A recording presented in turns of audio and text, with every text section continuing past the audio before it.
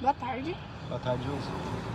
Eu estou aqui, Josnete, juntamente com o João Vitor. Nós iremos tratar sobre o assunto carry-over. E, João, eu gostaria que você introduzisse o que seria este. Perfeitamente. Josi, o carry-over ele é um nome dado aos efeitos residuais do herbicida no solo, que, no caso, um exemplo que persiste após a colheita ali, que foi aplicado no solo, né, da cultura que foi tratada. E esse resíduo que fica, ele pode causar fitotoxicidade na cultura subsequente. Então você aplicou ali o seu herbicida, tratou o que tinha que tratar, e se não for feito adequadamente, se não conseguir acompanhar os fatores corretos, você não consegue cuidar da sua próxima safra. E o que favoreceria esses carry-overs? A gente pode citar vários, né? Primeiro, a baixa precipitação, no caso o pH do solo elevado, diminui muito a atividade microbiana, né? Em solos de textura leve, no caso os arenosos ou muito argilosos, vai variar as doses conforme elevados os herbicidas. Mais ou menos isso. Interessante. E você poderia citar um herbicida com esse risco? Sim. Temos o exemplo do inibidor de ALS. O produto a gente pode citar o Imazatepur, né, que é, no caso, o inibidor de ALS. Ele apresenta um alto risco, porque especialmente em solo de pH elevado e de baixa umidade, ali ele vai ter muito resíduo dele ali, entendeu? E assim, a próxima cultura que for ser implantada, ele vai acabar causando algum fito. E quais culturas seriam mais sensíveis a esse residual de ALS? A gente tem várias culturas que podem sofrer sobre essa sensibilidade sobre o ALS. A gente pode citar o girassol. O girassol, como todo mundo sabe, ele é muito sensível a praticamente quase tudo. Temos o milho também, temos as crotalárias e temos o feijão. O feijão também ele pode ser muito sensível ao inibidor de ALS. E como que o pH do solo interferiria ali no carry-over? Boa pergunta, Josi. Vou citar os dois, né? Vamos começar pelo pH alto, acima de 6,5, como todo mundo já sabe. Ele aumenta a persistência de certos herbicidas, como eu já tinha citado, a família do ALS, ALS inibidores e das triazinas, né? Ali, em um pH alto, acontece isso. Sim, cara. E quais condições, assim, edafloclimáticas mais seriam propícias ao efeito desse residual que você acabou de citar? Bom, algum exemplo que consegue ser propício para que haja o efeito algum período ali seco, no caso em solos arenosos, o pH alto, e se tiver baixo teor de matéria orgânica, com certeza haverá muito resíduo ali. Então são essas características que conseguem trazer esse tipo de perigo. E você conseguiria citar um exemplo de carry-over envolvendo a triazina, como você citou, né, que ocasiona? Sim. Após o cultivo ali do milho, né, com o uso da atrazina, no caso no próximo seria implantada a soja, pode sofrer o amarelecimento, né?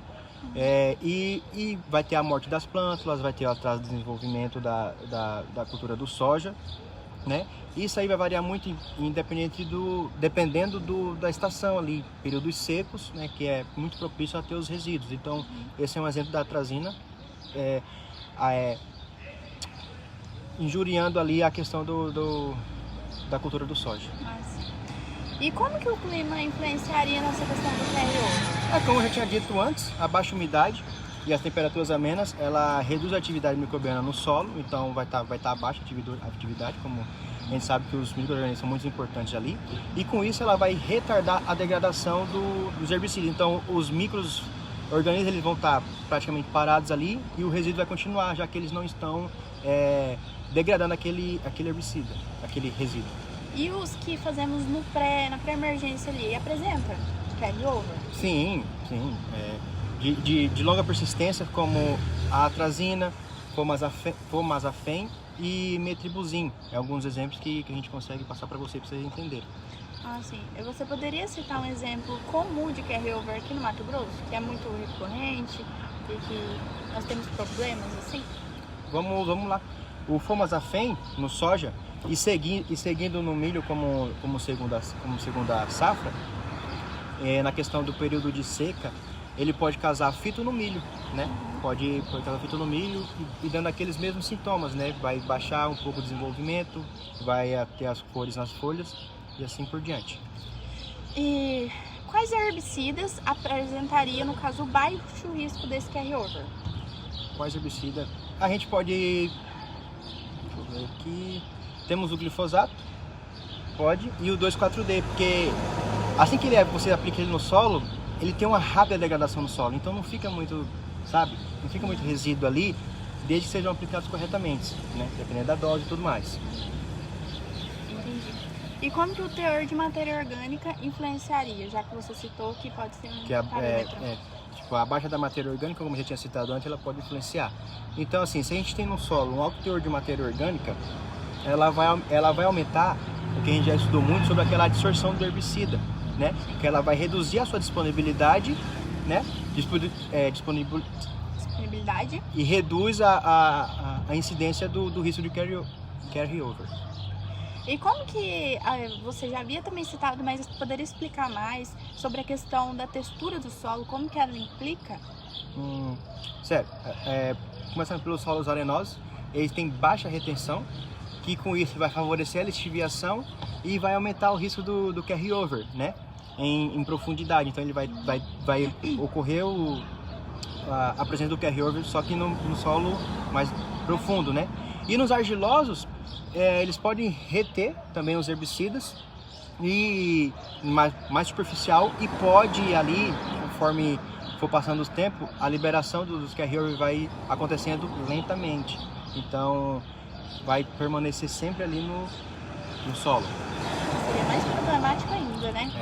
E quais culturas são mais tolerantes ao residual dessa atrazina, como você já citou, na cultura do milho, né?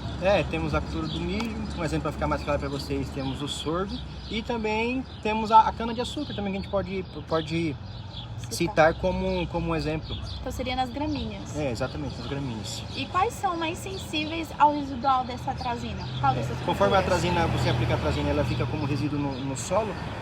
Temos ali feijão, pode se encaixar também, o feijão, o algodão, que é muito cultivado aqui na nossa região, e o girassol, que pode entrar ali, e a crotalária também, como uma dessas culturas. E existe risco de carryover com herbicidas hormonais, como no caso do 2,4-D? Raramente. O que pode ocorrer é se, como eu já tinha falado antes, depende da dose. Os solos muito secos e o pH muito ácido, pode, além da deriva, né, que sempre tem, mas algumas são controladas, que não são do carryover, mas sim outro tipo de contaminação pode ocorrer. Entendi. E como que a gente poderia se evitar o problema do carryover? Bom, o que eu posso citar para ti, a gente deve escolher os herbicidas mais adequados e respeitar o seu modo de aplicação. Todo herbicida ele vem com modo de aplicação. A gente também tem que respeitar os intervalos, né? Isso com uma boa análise do que está acontecendo na lavoura ali. Né? Também respeitar, considerar também as condições do solo, que já foi muito falado aqui nessa entrevista, e a gente fazer a rotação dos princípios ativos, né? Você usou ali o inibidor de ALS, usou determinado produto, se você for usar a ALS de novo, usa outro, né? Outro produto com o mesmo princípio ativo. E será que existiria métodos para avaliar se há risco de carryover na área? Com certeza, já é bastante tempo que a gente vem fazendo isso. E a gente pode fazer o bioensaio, né? Que eu posso explicar para vocês, que é onde uma planta ela é sensível à amostra dali dos solos da área que foi tratada, e com isso a gente vai observando os sintomas da fito e vai comparando, né, se é realmente ali sobre o resíduo, sobre outra coisa, e com isso a gente vai fazendo esses testes e comprovando a tua pergunta ali. E vamos lá, para fechar agora, você poderia citar, João, um exemplo clássico de carryover com LS em regiões como aqui em Campo Novo? Sim. Aqui na nossa região mesmo, aqui a gente pode citar a questão do Imazatepir, né? Que ele na soja seguido do milheto ou girassol, né? que ele resulta em clorose, né, no caso amarelecimento, e a redução do crescimento e falhas nos estantes. Ok. Muito obrigada, agradecemos a atenção.